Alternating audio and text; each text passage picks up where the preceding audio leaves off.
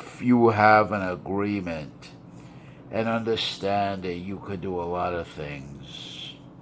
If you plan for it, make an arrangement,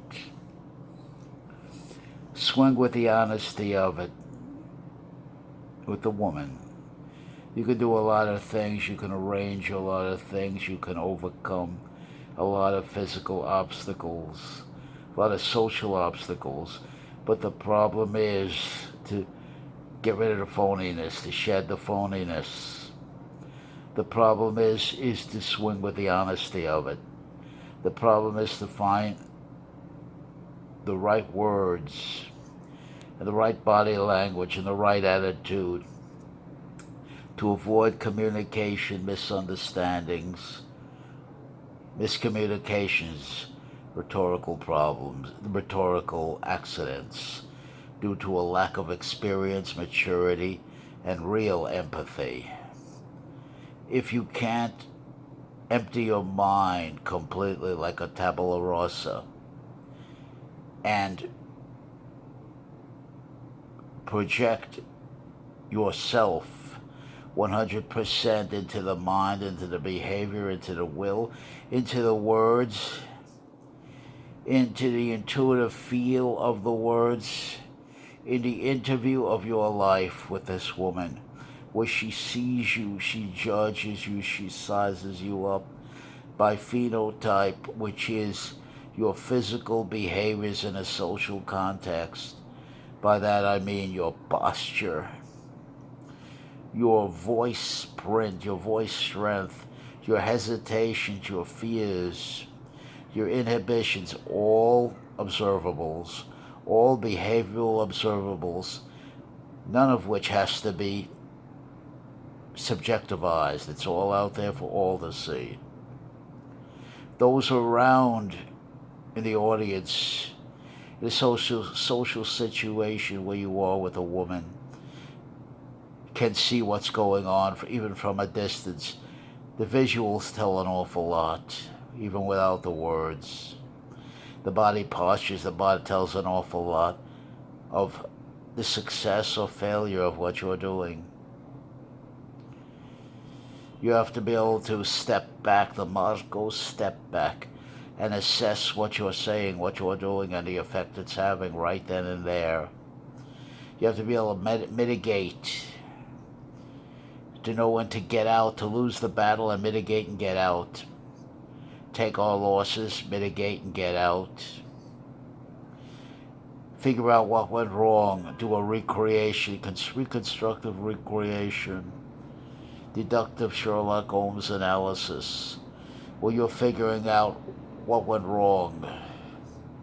What did I say? What did I do? How did I look when I said it?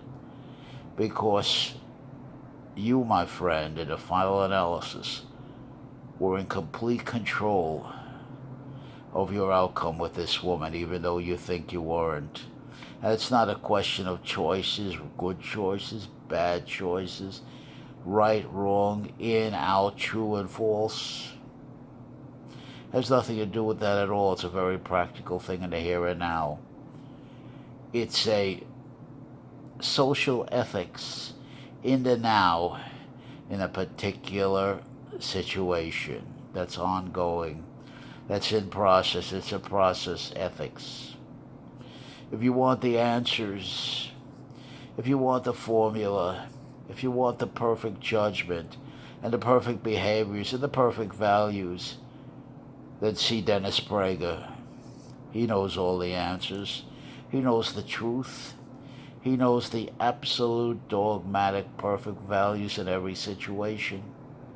He knows right, he knows wrong, he knows true, he knows false. And he has the pomposity and the arrogance to make judgments concerning social actors and social situations that he knows nothing about the backstory here. He knows nothing about the resistance struggle in the now. Nothing about nothing. He just sits back in an easy, nice, soft chair with a couple of dogs and a cigar. And he just sits on back and pontificates. listens to what you're saying. He's got the answer. And the answer comes to him without any problem at all. No problem at all. It was simple. Everything was simple because everything's either black or it's white. Either it's true or it's false. It's good or it's bad. It's in or it's out. And he sees values with a nostalgia for tradition to turn the clock back to the pre-FDR days, the good old days, boy. The good old days, a pure laissez-faire capital. Fair marketplace, free company that's been shown to be not functional a long time ago.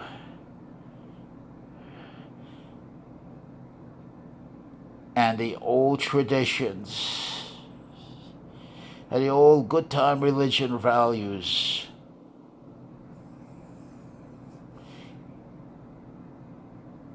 Pence, Mike Pence incarnate.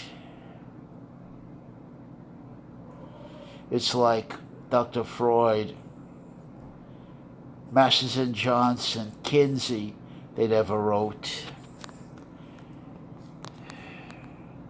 There was no 60s challenge to all that Dennis Prager traditional values crap. That never happened. If it happened, it was wrong.